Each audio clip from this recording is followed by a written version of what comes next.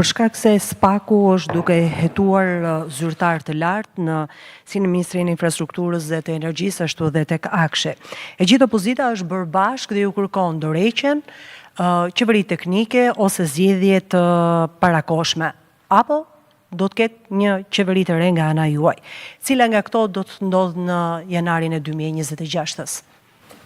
Tani më fal një sekond se nuk u kuptuam. Kjo është pyetje që bën opozita apo është pyetje që bëni ju për interesin e publikut? Se nuk besoj se publiku e shtron fare këtë pyetje, ndërkohë që ajo që po bëjmë sot është konferenca e fund vitit dhe ky vit është viti më i suksesshëm i Shqipërisë.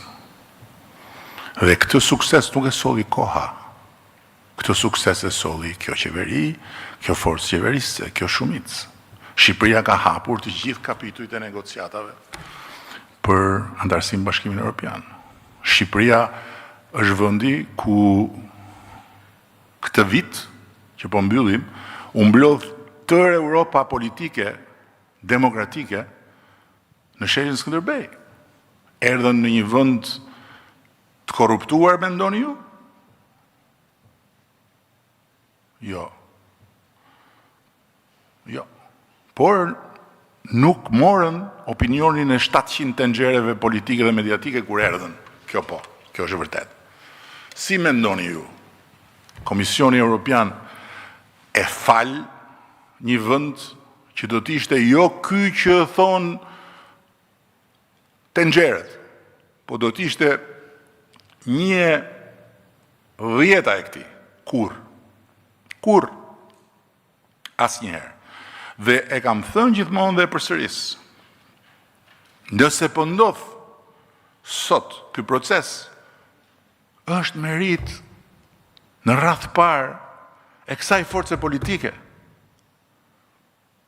Juve i keni parë reagimet e tjerëve kur ju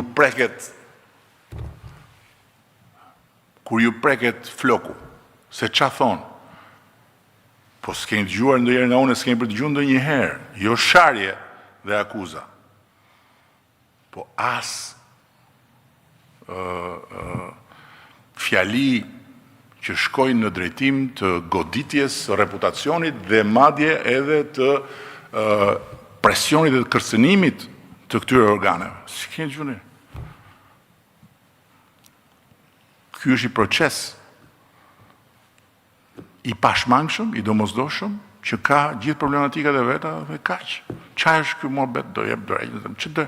Ne morën 83 mandate në qershor, apo e keni harruar? Ha pra, çfarë dorëheqje? Dorëheqje për çfarë?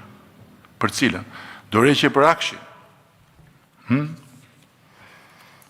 Dorëheqje për Akshin. Akshi është një institucion krenarie për ne, që t'jemi shumë të qartë bashkë. Krenarie, jo për të ullur kokën, po për të qenë krenar. Dhe është një institucion për të qenë krenar, sepse kemi qenë këtu ne, keni qenë dhe ju, keni qenë kaq të rritur, por s'keni qenë dhe të vegjël. Kur duhet shkoni të mbani të radha për çdo lloj letre, edhe për të marrë një certifikat gjendje civile.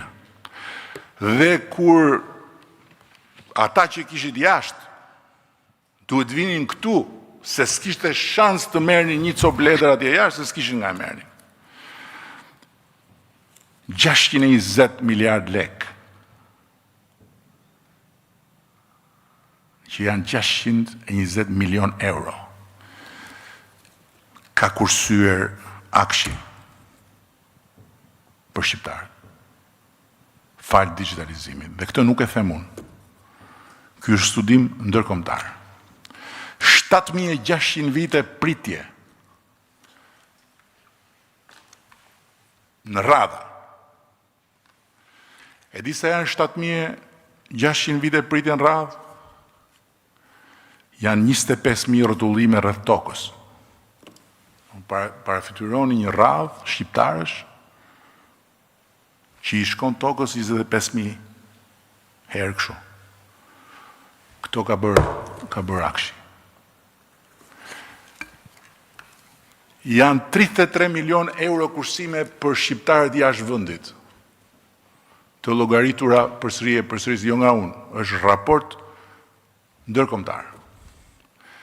Janë 75 milion flet letret kursyera ose 378 kamion me letër.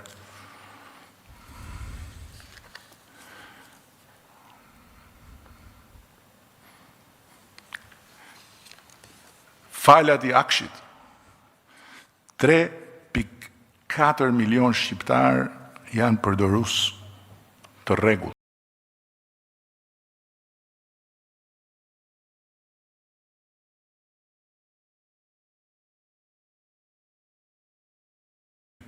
$4 milion shqiptar janë përdorus të rregullt të platformës i Albania. Dhe vetëm në 2025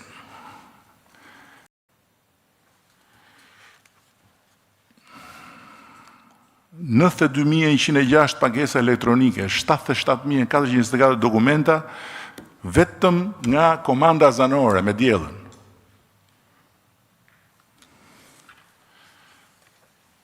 Kështu që çfarë duhet të them unë? Jemi vendi që një nga arsyet pse po ecim aq shpejt me Bashkimin Evropian është Akshi. Sepse kemi ndërtuar me diellën, me inteligjencën artificiale, një sistem transferimit legislacionit evropian në legislacionin shqiptar me përkthim, me adoptim me të gjitha, që bën në një kohë shumë të shkurtër atë që Kroacisë u desh 7 vjet ta bënte dhe Kroacia shkëlqeu, se e bënte me ushtri përkthyesishe, me ushtri juristësh. S'kemi nevojë ne fare për këtë ushtri. Kemi bërë rishikimin dhe po vazhdojmë të gjithë legjislacionit shqiptar për të parë gjithë mbivendosjet që torturojnë njerëzit, se çat jep një ligj, sta jepi ligj tjetër, çat jep një vendim i qeverisë sot, sta jepi vendim tjetër i para 20 vjetëve, çat jep një ligj para 20 vjetëve, sta jep një i para 50 vjetëve. Se ka dhe ligje para 50 vjetëve që janë fuqi, e dini ju këtë? Kështu që edhe këtë e bën Akshi. Dhe kam plot të tjera për të thënë. Pse rriten të ardhurat pa rritur taksat? Sepse rritet ekonomia. Se po mos rritet ekonomia, nuk do rriteshin të ardhurat. Por edhe sepse rritet mirë administrimi. Po e dini ju çfarë ka te mirë administrimi? Është Akshi. Dhe kur them Akshi, është një skuadër që merret me inteligjencën artificiale që janë gjeni. Dhe në tatime sot shkoni shikoni se si punohet kundër evazionit dhe përritjen e transparencës së transaksioneve me inteligjencë artificiale. Dhe është vetëm fillimi.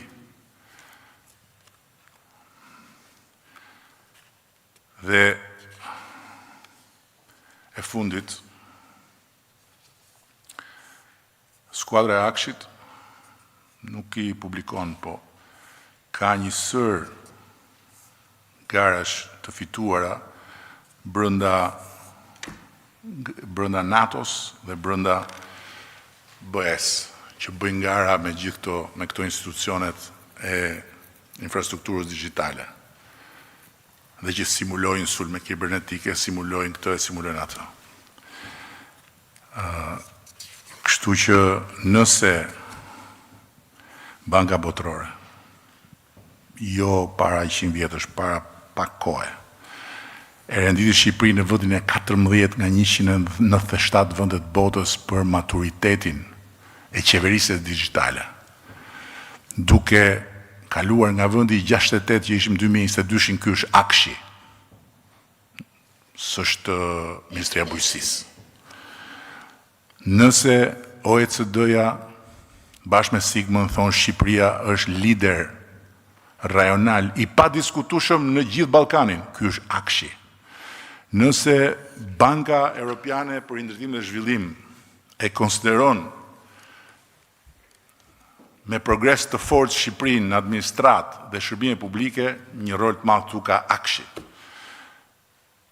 Kështu që rrini, prisni, se shumë shpejt, besoj janar shkurt, do të dalim me e-Albanian 2.0, falakshit.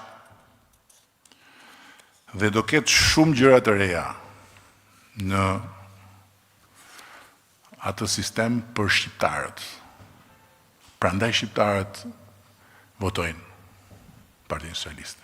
E votojnë shqiptarët Partinë Socialiste, nuk e votojnë as patronazhistët, as bandat, as patronazhistët nuk diskutohet, ata janë Partia Socialiste, sa janë. E votojnë shqiptarët. Prandaj shqiptarët jashtë e votojnë masivisht Partinë Socialiste, sepse nuk gëdhien me buzën në tenxheret politike dhe mediatike dhe nuk flen me zhurmën e tenxhereve në vesh. Natyrisht ju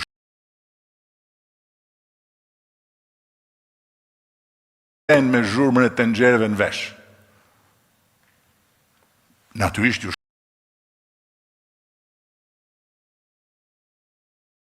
nuk gëdhien me buzën në tenxheret politike dhe mediatike dhe nuk flen me zhurmën e tenxhereve në vesh. Natyrisht ju shloje bët tu. Kështu që jo janar, jo shkurt. Në 2029 do llafosemi prapë. Të tjerat, se cili bën punë e vetë. Shiu ka punën e vetë, ne kemi punën tonë, thoshte Loro Boriqi. Dhe sa pika shiu ka këtu, se cila pik bën punën e vetë.